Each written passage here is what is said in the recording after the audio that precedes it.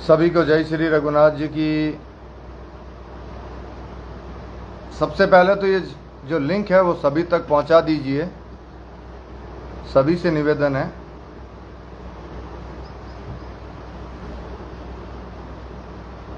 बहुत जल्दी, हालांकि मैं शॉर्ट नोटिस पे लाइव आया हूं और ये पहली बार लाइव आ रहा हूं। आज तक मैं कभी लाइव आके कोई चीज़ के बारे में डिस्कस नहीं किया है।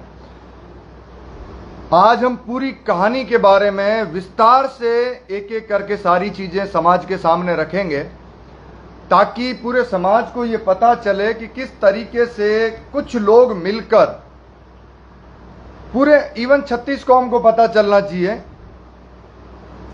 तो सभी से निवेदन है कि अब पहले सबसे ज्यादा जितना आप शेयर कर सकते हैं उतना शेयर कर दीजिए और विस्तार से सारी बात रखेंगे डे 1 से। मतलब ये 2023 में जो स्थितियां बनी हैं और इस सब के पीछे कौन लोग हैं, कौन सी ताकतें हैं, क्योंकि किसी एक व्यक्ति की हिम्मत नहीं हो सकती। इसलिए मेरा निवेदन है और एक जितने भी समाज बंधु जुड़े हैं उनसे निवेदन है कि क्या मेरी आवाज सही तरीके से आप तक पहुंच पा रही है। अगर पहुंच रही है तो कृपया करके हाँ लिख दीजिए कमेंट बॉक्स में, क्लियर आ रही है कि नहीं आ रही है।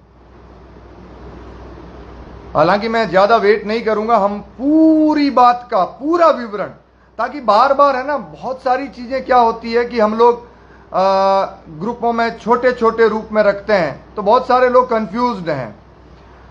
तो इन लोगों ने अभी तक जो भी हरकत की है और किस तरीके से भोमाराम नाम के व्यक्ति को आगे करके कुछ लोगों ने षड्यंत्र के तहत ब्रह्मधाम की छवि को धूमिल करने की एक नाकाम कोशिश की है, वो सारी जानकारियां पूरे राजपुरोहित समाज और 36 कौम तक पहुंचना ये मेरा निवेदन है।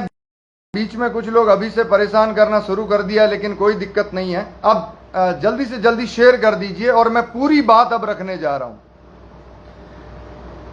देखिए, होता यह है, आप सभी जानते हैं ब्रह्मधाम आसोत्रा राजपुरोहित समाज के लिए क्या महत्व रखता है। ब्रह्मधाम आसोत्रा को लेके राजपुरोहित समाज कितना भावुक है, कितनी पूरे राजपुरोहित समाज की ब्रह्मधाम आसोत्रा को लेके कितनी भावनाएं जुड़ी हुई है, यह किसी से छुपा नहीं है। 36 कौम भी इसे बेहतर तरीके से जानती है। अब क्यों है तो सभी जानते हैं कि खेतेश्वर दाता द्वारा इस पूरे राजपुरोहित समाज को एक माला में पिरोने के लिए बहुत मेहनत की और उन्होंने ब्रह्मधाम आसोत्रा को चुना, ब्रह्मा जी का भव्य मंदिर बनाया, सावित्री माता को वहां पे बिठाया और बहुत मेहनत की। हम राजपुरोहित समाज के वो कुलगुरु हैं। अब आगे बढ़ते हैं। होता यह है कि आज से लगभग 3.5-4 साल पहले कुछ लोगों द्वारा एक प्लानिंग करके कि किस तरीके से हमको आगे बढ़ना है। हालांकि देखो, आस्था का केंद्र है, इसलिए वहां पे षड्यंत्र हो सकता है या कुछ लोग कर सकते हैं, ऐसा हम सोच भी नहीं सकते, लेकिन हुआ है, सबके सामने है, सब जानते हैं। होता यह है, कुछ लोग कहते हैं कि आपने एक नारा लगाया है जो ब्रह्मधाम का नहीं, वो हमारे काम का नहीं। ये क्यों लगाया?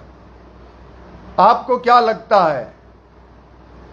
हमें इतना, मतलब कुछ तो बहुत बड़ा कारण रहा होगा, तब जाके हम इस स्थितियों में पहुंचे। मैं सारी चीजें एक एक, मतलब सीरियल वाइज आपके सामने रखूंगा। एक बार शेयर कर दीजिए ताकि बीच में ऐसा ना हो कि फिर वो अधूरी कहानी उन तक रहे। और हालांकि मैं ये वीडियो सेव रखूंगा, तो जब कभी भी लगेगा कि किसी को पूरी जानकारी देनी है तो हम दे सकते हैं। भोमाराम नामक एक व्यक्ति, हमारे गादीपति तुलसीराम जी महाराज हैं, खेतेश्वर दाता स्वयं इस पूरे राजपुरोहित समाज के सामने गुरुवर तुलसीराम जी को गादी पे बिठाया और कहा कि ये मुझसे सवैया है और ये पूरे ब्रह्मोत्तर के गादीपति हैं तो सब जानते हैं कि गुरु महाराज को लेके हम उनकी हर आदेश की पालना करते हैं, उनके बताए रास्ते पे चलने का प्रयास करते हैं। अब होता यह है कि गुरु महाराज के पास में ब्रह्मधाम आसोत्रा इतनी बड़ी जगह है जहां पे हमें कर्मचारियों की भी जरूरत रहती है, अलग अलग कर्मचारी। कोई व्यवस्थाएं देख रहा है, तो कोई गौशाला को संभाल रहा है, तो कोई वॉचमैन के रूप में है, कोई पंडित के रूप में है, कोई जो हमारी धर्मशालाएं बनी हुई है, अलग अलग सबको कार्य दिया जाता है, कोई अकाउंटेंट है, सबकी अलग अलग जिम्मेदारियां हैं। गुरुवर तुलसीराम जी के पास में घोड़े हैं, तो घोड़ों की देखभाल के लिए भी किसी एक व्यक्ति का वहां पे होना जरूरी है। अब होता यह है कि गुरुवर हर जगह पे जाते रहते हैं, तो बावड़ी जब गुरुवर पहुंचे तो वहां पे एक व्यक्ति द्वारा कहा गया कि गुरुवर मेरा एक बेटा है, जो क्योंकि वो ऑलरेडी घोड़ों को वहां पे रख रहे हैं, मेरा एक बेटा है, छोटा है, बहुत शरारती है, बहुत सारी चीजें जो है वो घोड़ों को लेके जानकारी रखता है, तो आप इसे ले जाइए। शरारती बहुत है, शॉर्ट टेम्पर्ड है, गुस्सा बहुत करता है, चंचल बहुत है, तो क्यों ना आप इसे अपने साथ रख लें, आपके घोड़ों की देखभाल करेगा। अब गुरुवर दयालु हैं, उनको लगा कि मेरी वजह से अगर किसी एक लड़के का जीवन में सुधार आ सकता है तो मैं उसे ले जाता हूं। उसका नाम भोमाराम है, मैं उसका वीडियो भी दिखाऊंगा आपको। अब उस भोमाराम को गुरुवर ब्रह्मधाम आसोत्रा लेके आते हैं। उसका काम रहता है गुरुवर के घोड़ों की देखभाल करना। वो देखभाल शुरू में करता है क्योंकि उसे जानकारी, और वो शॉर्ट टेम्पर्ड भी है। गुरुवर को धीरे धीरे पता भी चलने लगता है कि ये बच्चा जो है नादान है, शॉर्ट टेम्पर्ड है, गुस्सेल है, अजीबो गरीब कैरेक्टर है। ये पता होने के बावजूद भी गुरुवर ने सोचा कि ये बच्चा है, धीरे धीरे समझ जाएगा, सुधर जाएगा। अब होता यह है कि वो समय बीतता जाता है और 2020 में लॉकडाउन लगता है। लॉकडाउन के दौरान वो जो बच्चा है, मैं थोड़ा सा स्किप कर रहा हूं स्टोरी को, नहीं तो बहुत लंबी कहानी हो जाएगी। वो बच्चा जो है, दाढ़ी बढ़ जाती है लॉकडाउन में, बाल बड़े हो जाते हैं, और कुछ लोग ब्रह्मधाम आसोत्रा से डे 1 से ईर्ष्या रखते हैं। हमारे ही समाज के हैं। कैसे रखते हैं मैं उदाहरण देता हूं। जब खेतेश्वर दाता द्वारा ब्रह्मधाम आसोत्रा की प्रतिष्ठा की गई, उस वक्त भी कुछ लोगों ने, वो नहीं चाहते थे कि यह प्रतिष्ठा इतना जबरदस्त हो, उनके अंदर पता नहीं वो ईर्ष्या क्यों है। और सेम डे उन्होंने जालोर जिले में सेम डे को एक और प्रतिष्ठा रखी, एक साधु महात्माओं को गुमराह करके। गुरुवर को पता चला, लेकिन गुरुवर ने इग्नोर किया। उसके बाद में उन लोगों ने कुछ साल बाद फिर वही ईर्ष्या है उनको ब्रह्मधाम से, तो उन्होंने चंपालाल नाम के एक व्यक्ति को और वहां पे साधु बनाने की कोशिश की ताकि वो ब्रह्मधाम से बदला ले सकें, लेकिन नाकाम रहे। पोल खुल गई। इवन जिसको ये साधु बना के लेके आए, वही साधु इन्हीं के एरिया की बच्ची लेके भाग गया। अब तीसरा, फिर ये तो मौके के तलाश में थे, इनको लगा कि यार कोई न कोई और एक हमें ऐसा कोई व्यक्ति चाहिए। और कहीं न कहीं भूमाराम में उनको वो कैरेक्टर दिखने लगा कि ये साइको प्रवृत्ति का है, खुल के बोलता है। तो लॉकडाउन में ये षड्यंत्र की शुरुआत होती है। कुछ शक्तियां उसको प्रमोट करती है, भोमाराम को कहती है कि आप में तो है ना, दाढ़ी बढ़ गई थी, तो कहने लगे कि यार आप में तो खेताराम जी नजर आते हैं, तो आपका तो सेम खेतेश्वर दाता से चेहरा मिलता है। अब ये साइको और शॉर्ट टेम्पर्ड है, तो इसको लगने लगा कि हाँ यार बात तो सही है, क्यों ना मैं इस आपदा को मेरे लिए अवसर बना लूं। और होता यह है साहब कि वहां पे वो लोग जाने लगे जो ब्रह्मधाम से ईर्ष्या रखते हैं। रोज गाड़ियां भर भर के लेके जाना और बहुत बेहतरीन तरीके से उसको, कहते हैं ना, वो हैच करते हैं। जैसे मुर्गी अपने बच्चे को 21 दिन हैच करती है, तब जाके वो अंडे में से फूट के बाहर निकलता है, ठीक वैसे ही इसकी हैचिंग होती है। इसको गर्मी देते हैं, कहते हैं कि तुम में वो सब कुछ है, तुम जबरदस्त हो, तुम कमाल हो, खेतेश्वर दाता के स्वरूप हो, और ये कहता है कि वाह, रोज आईने के सामने जाता है कि मुँह तो अरे वाह, मुँह तो बाबू लागे रही हूँ, बाबू लागे रही हूँ। तो इसने इस आपदा में, लॉकडाउन चल रहा था, सब लोग अपने घरों में थे, और उस दौरान इस व्यक्ति ने उन षड्यंत्रकारी लोगों के साथ मिलके एक बहुत बड़ा, एक कहते हैं ना प्री प्लानिंग, किसी को बनाते हैं, एक तो होता है, एक बनाते हैं, तो इसको एक साधु बनाने का प्रोसीजर स्टार्ट किया गया। अब ये करता क्या था? इसका काम था 24 घंटे प्रॉपर प्लानिंग करके कुछ लोगों में जहर भरना दूसरे लोगों के प्रति। कैसे?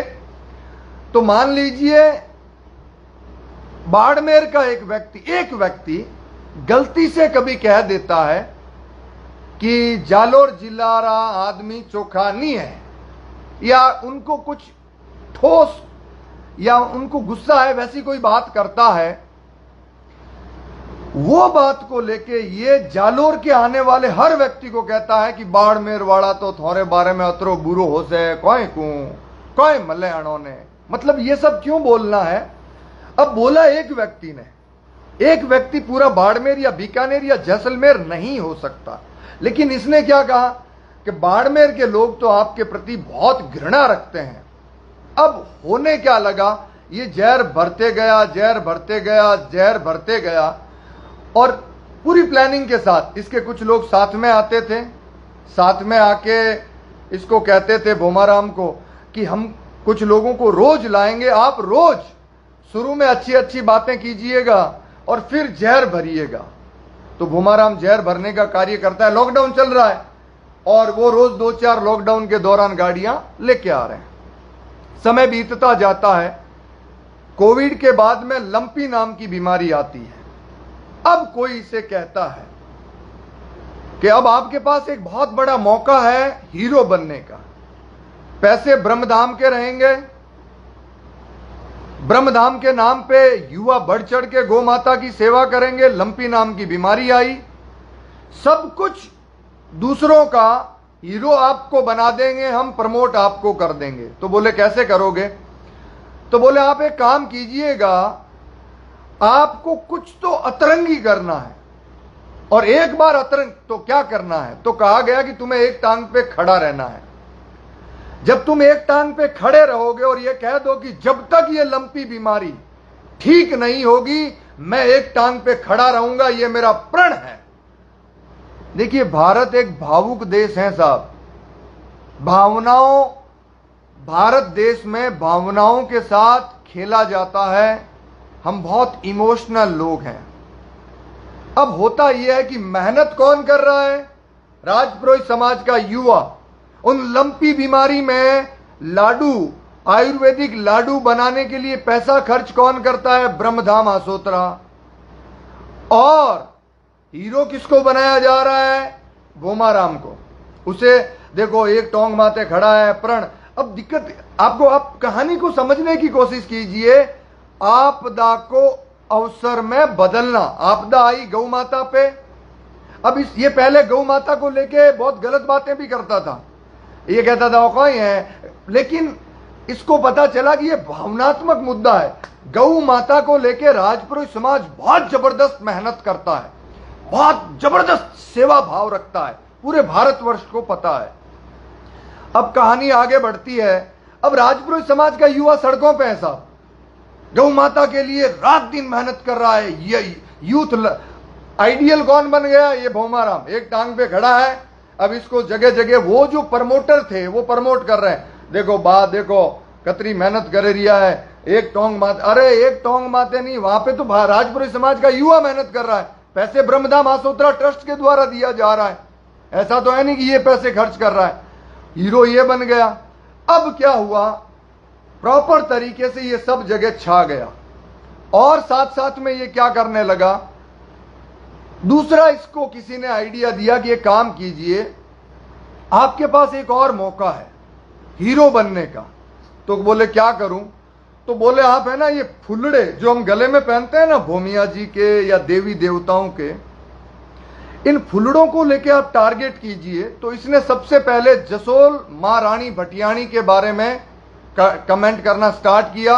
लॉकडाउन में घोड़ी पे घूमता रहता था, गुरु महाराज की घोड़ी लेके पूरे ब्रह्मोत्तर में उस साइड में घूमना। उसको पता, एरिया भी उसको पता है कि उसके सपोर्टर कहां हैं, जहां एक आवाज में लोग आ जाएंगे। प्रॉपर प्लानिंग की हुई थी। बहुत सारे लोग अब इसके पीछे लग गए और फुलड़े लेने लगे। आप फुलड़े दो, कुछ नहीं होगा, हम देख लेंगे, कुछ होता नहीं। मतलब इस तरीके से ये दूसरे समाज के देवी देवताओं के बारे में, भूमिया जी के बारे में, पितरों के बारे में बोलना शुरू करता है। कुछ इसी के टीम के लोग फुलड़े देते हैं तो माहौल बनता है कि भाई देखो ये दे रहे हैं, इनको कुछ हो ही नहीं रहा है, प्रॉपर प्लानिंग हो रही है, सब लोग दे रहे हैं इस तरीके से फुलड़े। अब कुछ पहले इसके थे, देखो एक भिखारी भी भीख मांगता है ना, तो 10-20 सिक्के पहले कटोरे में डाल के रखता है और वो 10-15 सिक्के हिलाता है, तब जाके पब्लिक को लगता है कि 15 ने डाला है तो मैं भी डाल देता हूं। तो शुरू में इसी के लोगों ने इसको फुलड़े दिए, उसके वीडियोस बने, तो लोगों को देखो भावनाएं फिर वापस आ गई। तो ठीक वैसे ही वही बोले अरे यार अतरा जना देवेरी अतरा, अब वो भूल गए कि लाखों करोड़ों रुपए का व्यवसाय बनेगा, ये फंड भी इकट्ठा होगा। अब होता क्या है, अब वो फुलड़े क्यों दे रहे हैं, क्योंकि ये बैकुंठ धाम में बैठता था, ब्रह्म धाम में बैठता था, तो लोग कुछ बोल नहीं रहे थे इसको। इसने ब्रह्मधाम आसोत्रा का फायदा उठाया। अब कहानी में ट्विस्ट कब आता है, मैं ये सारी चीजें क्यों बोल रहा हूं, ताकि सारी जानकारियां समाज और 36 कौम को सही पता चल सके। अब कहानी में वापस ट्विस्ट कब आता है, जब ये सब बढ़ने लगा और फिर से लॉकडाउन, दूसरा लॉकडाउन कंप्लीट हुआ, लंपी कम हुई।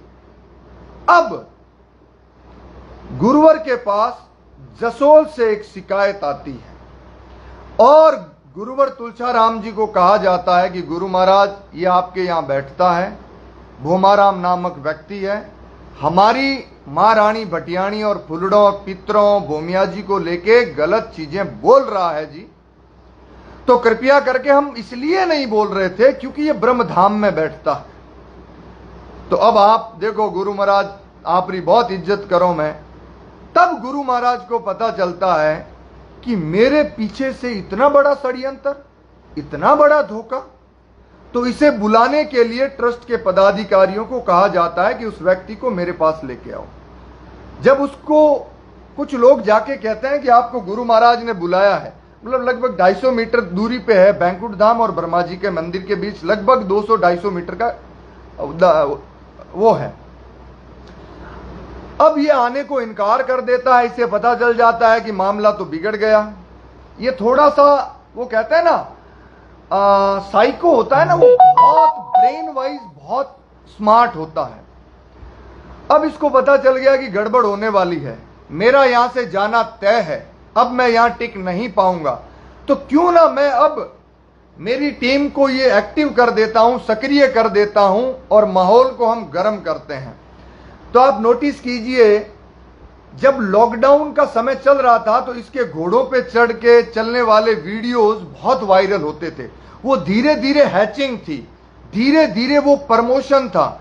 लोगों को पता नहीं चल रहा था कि इसके पीछे एक बहुत बड़ा षड्यंत्र है। लोगों को लगा होगा ऐसे ही वीडियो बना रहे हैं, लेकिन किसी को यह आइडिया भी नहीं था कि ये बहुत भयंकर षड्यंत्र हो रहा है। तो छोटी छोटी क्लिप्स, वीडियो आना, जय हो ब्रह्मधाम ऐसा लिखते थे, लेकिन प्रमोशन, अब जय ब्रह्मधाम लिखेंगे तो लोग वीडियो के बारे में कुछ बोलेंगे नहीं, लेकिन प्रमोशन किसका हो रहा था, भोमाराम का हो रहा था। फिर उसके बाद में नागणेची माता के मंदिर से शिकायत आई कि आपका एक ब्रह्मधाम में रहने वाला व्यक्ति हमारे नागणेची माता के मंदिर में जबरदस्ती घुसता है, गर्भ में घुसता है, हम रोकने के बावजूद भी हमें धमकी देता है। यह गुरुवर के पास दूसरी शिकायत, फिर तीसरी शिकायत, चौथी शिकायत, पांचवी शिकायत, ऐसा करके 8 से 10 शिकायतें पहुंचती है।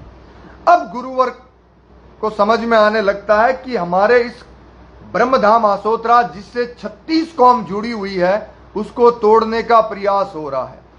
और गुरु महाराज इसे चेतावनी पे चेतावनी देते हैं, ऐसा मत कर, ऐसा मत कर। गुरुवर जब ऐसा मत कर कहते हैं तो एक नई चीज और कर देता है। क्या करता है, ये ब्रह्मधाम के इतिहास में पहली बार होता है। इसके सपोर्टर इसे कहते हैं कि आप एक काम करो, आप भी प्रसाद बांटना शुरू कर दो, और ये प्रसाद बांटना भी शुरू कर देता है। ये राजपुरोहित समाज के इतिहास में, ब्रह्मधाम आसोत्रा के इतिहास में पहली बार होता है कि हमारे गुरु, हमारे गादीपति प्रसाद बांटते हैं, उनके बरोबर कोई एक व्यक्ति और प्रसाद बांटना शुरू कर देता है।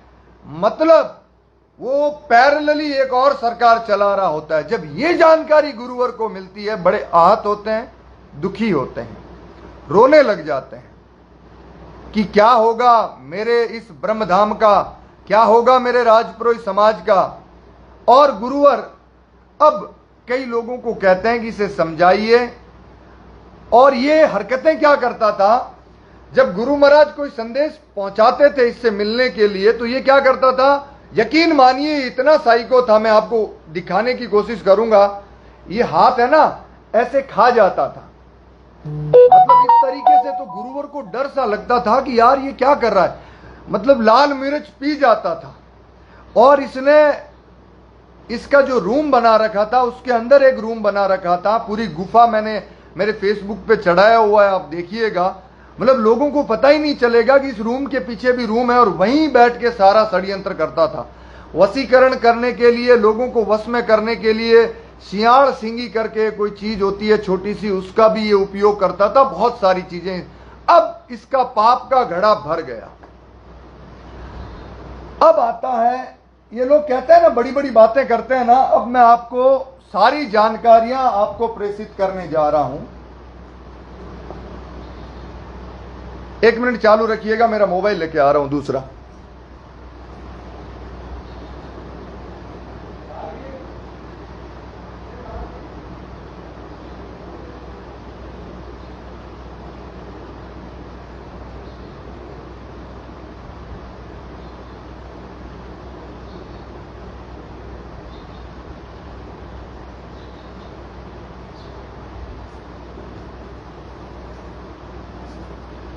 अब कहानी में, अब ध्यान से सुनिएगा। जब इसका घड़ा भर जाता है, अब वहां से एक आदेश जारी होता है 15/2/2023 को। ब्रह्मधाम आसोत्रा से आदेश जारी होता है। ये लोग जो ग्रुपों में बड़ी बड़ी बातें करते हैं, सोशल मीडिया में बातें करते हैं, कहते हैं हमारे लिए ब्रह्मधाम ही सर्वोपरि है। ये लोग जो कहते हैं कि मोरे गुरु महाराज जी, अब सुनिएगा गौर से और इन समाज द्रोहियों को पहचानिएगा।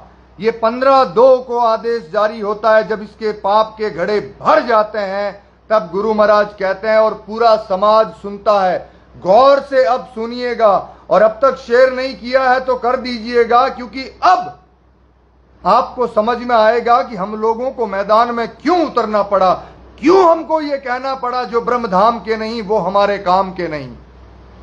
15/2 को गुरु महाराज का साइन है, गौर से देख लीजिए। और कहा जाता है, समस्त राजपुरोहित समाज बंधुओं एवं अन्य भक्त भाविकों से मैं ब्रह्मधाम गादीपति तुलसाराम महाराज अपील करता हूं कि ब्रह्मधाम आसोत्रा के संस्थापक गादीपति परम आदरणीय श्री खेताराम जी महाराज ने ब्रह्मधाम आसोत्रा का मुझे गादीपति घोषित किया था, और श्री ब्रह्मा जी का मंदिर एवं राजपुरोहित समाज विकास न्यास ट्रस्ट का मैं आजीवन अध्यक्ष हूं। और वो कहते हैं, दर्द समझिएगा गुरु महाराज का। क्या कहते हैं वो कहते हैं, मेरे सानिध्य में न्यास ट्रस्ट समाज विकास एवं मंदिर विकास के कार्य में लगातार कार्य कर रहे हैं। मेरा एकमात्र घोषित शिष्य ज्ञानाराम है, जिनको समाज के सैकड़ों मौजूद लोगों की उपस्थिति में गंगा घाट हरिद्वार पर मैंने चादर ओढ़ाकर शिष्य घोषित किया है। समाज को अवगत रहे कि ध्यानाराम ही मेरा मात्र एक शिष्य है। गत 3 साल से कथित रूप से मेरा शिष्य बनकर, 3 साल से कथित रूप से मेरा शिष्य बनकर ब्रह्मधाम के नाम से भोमाराम नाम का व्यक्ति, जो कि मैंने उसको सिर्फ घोड़ों की देखभाल हेतु रखा था, समाज में जगह जगह घूम रहा है और अपना प्रचार कर रहा है। जो कि मेरा शिष्य नहीं है। ध्यान से सुनिएगा, उससे मेरा और गुरु महाराज श्री खेताराम जी का कोई लेना देना नहीं है। उससे मेरा और गुरु खेताराम जी का भी कोई लेना देना नहीं है। आगे गुरु महाराज कहते हैं कि ये लोगों को बुलाकर श्री बैंकुट धाम पर भीड़ इकट्ठी करता है, रात भर मीटिंग करता है, मेरी बगैर जानकारी में काम करता है, अवैध रूप से कब्जा करना चाहता है, इनके लोगों को डरा धमका रहे हैं, यहां तक कि इनकी गतिविधियों का विरोध करने वाले भक्त भाविकों से मारपीट तक कर देते हैं।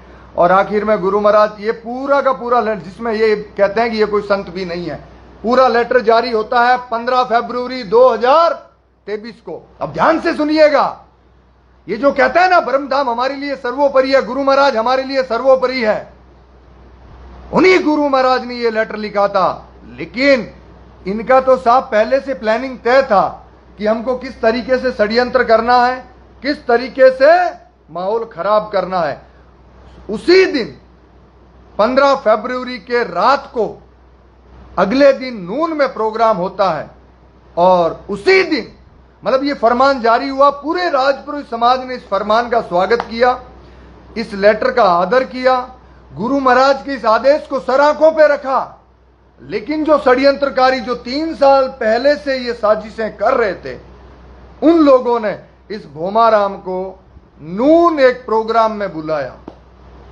अब नून के प्रोग्राम में ये लोग क्या करते हैं, ध्यान से सुनिएगा। ये लोग कहते हैं ना,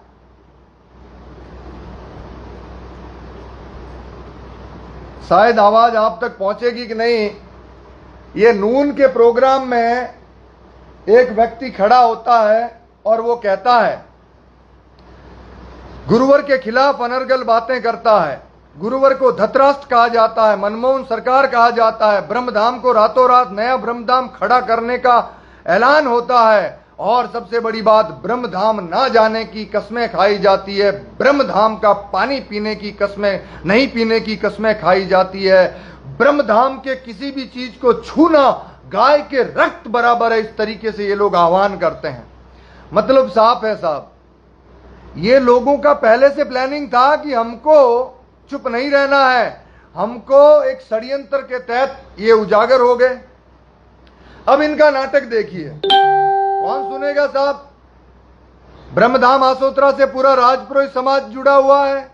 ब्रह्मधाम आसोत्रा में हमारी आस्था है, ये रोज आस्था आस्था के डायलॉग डिलीवर करते हैं। इन कुछ लोगों ने मिलकर हमारे आस्था के बारे में न सोच के गुरुवर के बारे में अनर्गल बातें ये करते हैं और फिर ज्ञान देते हैं कि मौरी ब्रह्मधाम में आस्था है, मौरी ब्रह्मधाम में आस्था है। काय की आस्था रे, कौन सी आस्था। और उसके बाद क्या होता है सुनिएगा। अब ये एक लोग प्लानिंग करते हैं, अब ये लोग नाटक करते हैं और कहते हैं कि हम गुरु महाराज से मिलने जाएंगे। आप सभी साथियों से मेरा एक सवाल है, अगर इनको मिलना होता तो ये नून के प्रोग्राम में अनर्गल बातें नहीं करते। इन्होंने सिर्फ ये कहा कि हमको मिलने जाना, ये फॉर्मेलिटी थी, हकीकत नहीं थी। क्यों? क्योंकि अगर इनको मिलने जाना होता तो ये उस दिन ऐसी भाषा का इस्तेमाल नहीं करते। ये उस दिन क्या करते, कहते कि भाई देखो जो होना है हो गया, अब हम गुरु महाराज के पास चलेंगे वापिस से। ऐसा इन्होंने क्या किया, नहीं रातों रात, और फिर ये मिलने आ रहे हैं। मतलब ये वाली बात तो ऐसी हो गई कि मुझसे कोई मिलना तो चाहता है, कहता तो है, लेकिन उससे पहले मेरे बारे में 1000 गालियां दे देता है। इसका मतलब वो सिर्फ नाटक कर रहा है ताकि लोगों को ये दिखाया जा सके कि हम मिलने गए। उनको पता चल गया कि हमने गुरुवर के बारे में इतनी गंदी बातें कर दी है, अब हम मिलने जाएंगे तो भी कुछ होने वाला नहीं है। लेकिन हमको ये नाटक दुनिया को दिखाना है कि हम मिलने गए थे, हमारा कहना नहीं माना। सिर्फ ये नाटक दिखाना था इनको। अगर इनको सच में मिलना होता तो ये लोग उस दिन इतनी भद्दी बातें नहीं करते। अब ये लोग क्या करते हैं, रोज इसको बुला के प्रवचन के नाम पे 4 चीजें होती थी साहब। आप कहते हैं ना राम सिंह यादेसर क्यों इस मुहिम में जुड़ा है, जो ब्रह्मधाम के नहीं, वो हमारे काम के नहीं, हमको क्यों बोलना पड़ रहा है। ये लोग क्या करते हैं, हर रोज इनका एक ही काम होता था, इस भोमाराम को बुलाना है और 4 सिर्फ टॉपिक रहते थे। पहला टॉपिक क्या रहता था? ब्रह्मधाम के बारे में अनर्गल बातें, झूठे आरोप लगाना, गुरु महाराज के ऊपर कटाक्ष करना, और उसके बाद गुरु महाराज के अलावा ट्रस्ट के ऊपर झूठे आरोप लगाना, और ट्रस्ट के बाद सबसे बड़ी बात, राजपुरोहित समाज को 36 कौम के सामने छोटा बताना, राजपुरोहित समाज के युवाओं के बारे में ऐसी ऐसी बातें बोलना जो सुन नहीं सकते। मैं आपको एक वीडियो दिखाता हूं और गौर से सुनिएगा, एक संत की भाषा सुनिएगा। राजपुरोहित समाज की छवि कितनी धूमिल हो रही है, इससे आप अंदाजा लगा पाएंगे। ऐसा कोई संत बोल सकता है क्या? पर इसका तो टारगेट ही यही था कि मुझे तो बस कैसे भी करके ब्रह्मधाम की छवि को धूमिल करना है, क्योंकि हमको नया ब्रह्मधाम खड़ा करना है। मैं आपको एक चीज सुनाता हूं। आज तक आपने ऐसा सुना है क्या कि ऐसी संत की भाषा हो सकती है क्या? ऐसा संत कोई बोल सकता है क्या? ये संत हो सकता है क्या? सिर्फ ये कुछ वीडियोज, हालांकि पूरे समाज को पता है, लेकिन हम 36 कौम को ये कहना चाहते हैं कि इस व्यक्ति ने बार बार एक ही लक्ष्य के साथ सारे प्रोग्राम्स किए। ब्रह्मधाम पे कटाक्ष, गुरुवर पे कटाक्ष, ट्रस्ट पे कटाक्ष, राजपुरोहित समाज के युवाओं पे कटाक्ष, मातृशक्ति के पे कटाक्ष, कटाक्ष पे कटाक्ष। और बातें क्या होती थी कि प्रवचन है, प्रवचन है, और प्रवचन नहीं थे, हमारी छवि को रौंदा जा रहा था। फिर भी राजपुरोहित समाज चुप था, हम कुछ नहीं बोल रहे थे। लेकिन जब कहते हैं ना, जरूरत से ज्यादा ये चुप रहने का नाम नहीं ले रहा था, तब हमको रास्ते पे आना पड़ा, रोड पे आना पड़ा, संघर्ष के लिए तैयार होना पड़ा। सुनिएगा।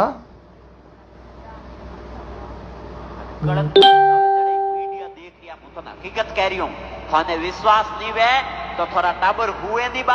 हमें हियालो एकनी आशा बूसरी मातू रजाई हटान देख जो ठा पड़ जाई के मौका ही कर रिया। मुझे तो हकीकत कह रही हूं, बा देखना वे टाबरों ने तो रात, मतलब ये कहता है कि रात को 12 बजे आपके बच्चे सो रहे हैं ना, तब रजाइयां उठाओ और देखो आपके बच्चे क्या कर रहे हैं। ये कहता है कि मेरे पास लाखों चिट्ठियां आती है जिसमें यह कहा जाता है कि हमारे हस्बैंड दूसरी जगह मुंह मारते फिर रहे हैं। मतलब राजपुरोहित समाज के युवाओं पे ये एक बहुत बड़ा आरोप है। हम ऐसे लोग हैं, हमारे माता पिता ने क्या ये संस्कार दिए हैं कि हमारे घर की बहन बेटियां इसको लेटर लिखेगी, लेकिन इसके पास लेटर वेटर कुछ है नहीं। आज तक एक सबूत नहीं दे पाया, एक लेटर नहीं दिखा पाया, बट मात्र ये बोलना है ताकि राजपुरोहित समाज की छवि धूमिल हो। पता नहीं राजपुरोहित समाज ने भाई तेरा बिगाड़ा क्या है? तू 10 साल ब्रह्मधाम में रह के रोटियां खा रहा था, टमाटर की तरह हो गया, मस्त तेरे को रहने को जगह दी राजपुरोहित समाज ने। तेरा बिगाड़ा क्या इस समाज ने? लेकिन तूने इस समाज का सिर्फ और सिर्फ छवि को धूमिल करने का कार्य किया। फिर बहन बेटियों पे बोलता है एड़ा कपड़ा पहरे, एड़ा कपड़ा पहरे, एड़ा कपड़ा पहरे। सिर्फ राजपुरोहित समाज इसको दिखता था। फिर दूसरी जाति के ऊपर कमेंट करना स्टार्ट कर दिया, देवी देवताओं के ऊपर कमेंट करना चालू कर दिया। लेकिन हमको गुस्सा कब आया? जब इसने ब्रह्मधाम आसोत्रा की छवि को धूमिल किया, गुरुवर को धतराष्ट्र कहा। इसने यह कहा कि एड़ो डेरो एड़ो ने नहीं होपणो, अन्य बच्चे तो डेरो खाली राखणो। मतलब गुरु महाराज को डेरा जो हमने सौंपा है ये गलती की है, ये ऐसा ऐलान करता है। सब गुस्सा नहीं आएगा? क्या हम इतने कमजोर हैं कि एक व्यक्ति कुछ षड्यंत्रकारी लोगों के साथ मिलकर अब कहानी में और गुस्सा कब आता है? अब 23 गांव मिलकर गुरुवर के पास मिलने जाते हैं, उसमें से भी कुछ लोग और गुरुवर पे दबाव बनाते हैं कि आप ये फरमान वापस लो, ये सब हटाओ, इसको वापस बुलाओ, नहीं तो हम चुप नहीं रहेंगे। गुरुवर हाथ जोड़ते हैं, कहते हैं कि देखो ये मेरा निर्णय है, ब्रह्मधाम आसोत्रा में क्या होगा क्या नहीं होगा ये मैं डिसाइड करूंगा। आप मेरे पे दबाव ना बनाए, आप खेताराम जी ना बने, मेरा खेतेश्वर दाता मुझे कहे तो मैं मानूंगा, दूसरा पूरा समाज कहे तो। कुछ लोग तुम आ गए हो और वो वही लोग जो इसको 3 साल से तैयार कर रहे हैं ब्रह्मधाम के खिलाफ। गुरुवर नहीं मानते हैं। अब ये लोग क्या करते हैं, ये 23 गांव के लोग मिलकर गुरुवर के खिलाफ फरमान जारी कर देते हैं।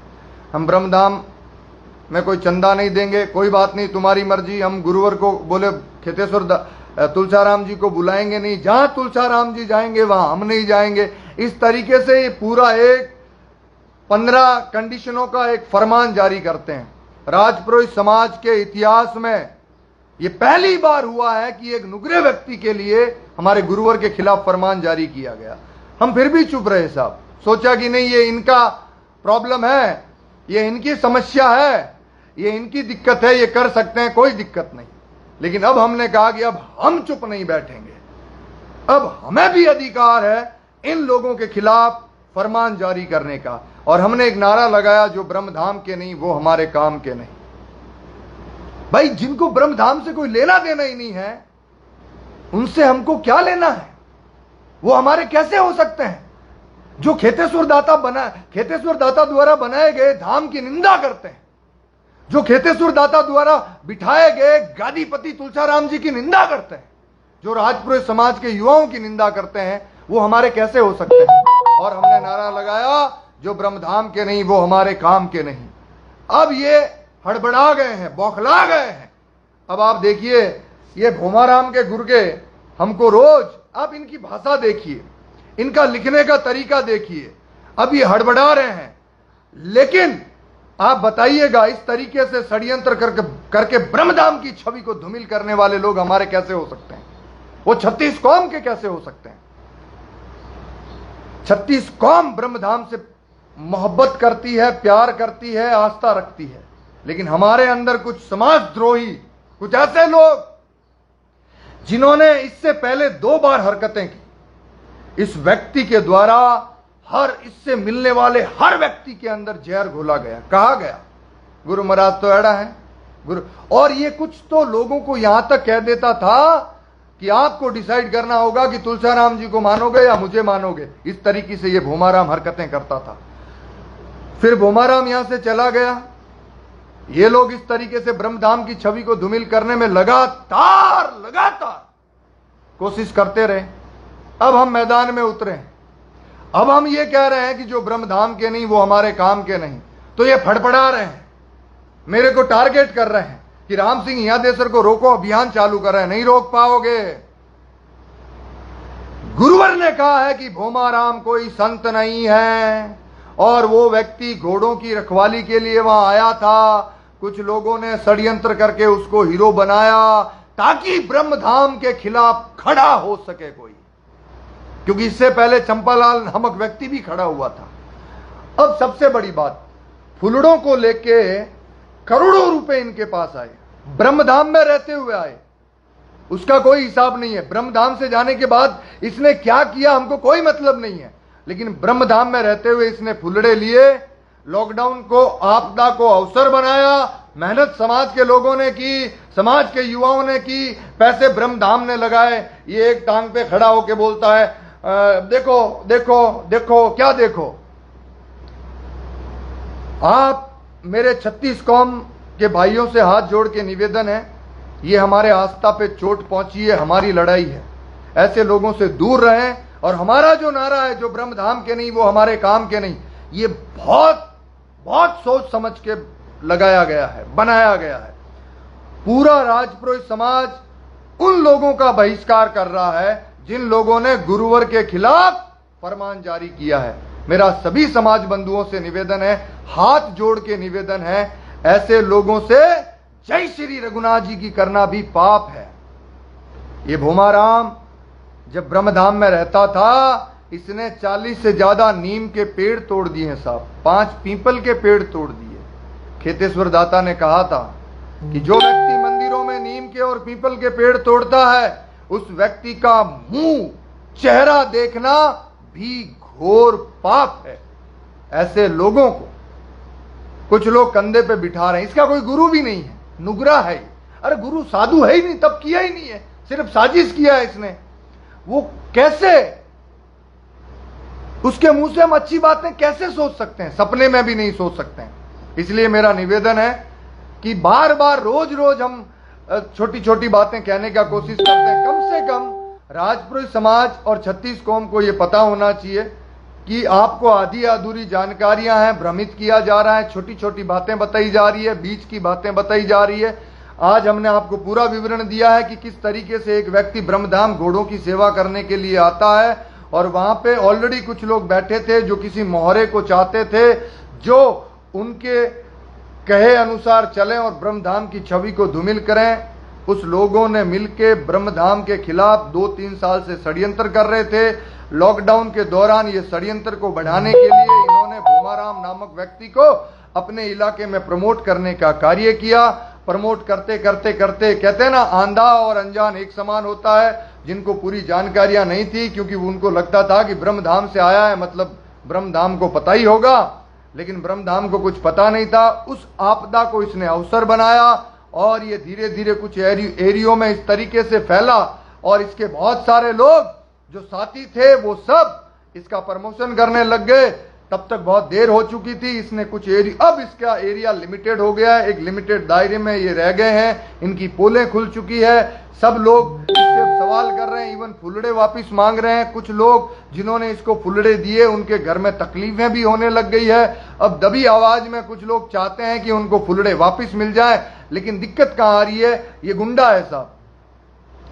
इसके साथ जुड़े हुए ज्यादातर लोग गुंडागर्दी करते हैं, दादागिरी करते हैं, धमकियां देते हैं, जान से मारने की। मुझे तो रोज 100 धमकियां आती हैं, मोर देन 100 सबूत के साथ। बोले तेरे को रातों रात उठा लेंगे, तू जानता नहीं है हम कौन है। अरे बहुत आए तुम जैसे इंटू पिंटू चिंटू, कभी गलती से सामने मत आ जाना, सीधा गाड़ दूंगा, पता भी नहीं चलेगा।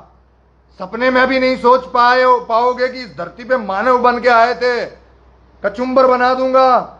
धमकियां देनी बंद कर दो और ये बदनाम करना, ये सारी जो हरकतें हैं इसको बंद कर दो, ठीक रहेगा। और ब्रह्मधाम के खिलाफ अगर अब एक बार भी किसी ने गलत आवाज उठाई या कुछ हरकत की ना, तो अभी तक तो हमने सिर्फ नारा लगाया है, इस बार सीधा अंदर घुसेंगे, याद रखना। बहुत सह लिया है तुम लोगों को। पूरा राजपुरोहित समाज की आस्था तुम्हें दिखाई नहीं देती है। रोज ये नुगरा आके ब्रह्मधाम पे कटाक्ष करता है, ट्रस्ट पे कटाक्ष करता है, गुरु महाराज को न जाने क्या क्या बोलता है। अभी थोड़े दिन पहले क्या बोला ये? बोले गुरु महाराज प्रधानमंत्री है, खुद इनकाउंटर थोड़ी करेंगे, दूसरों से करवाएंगे।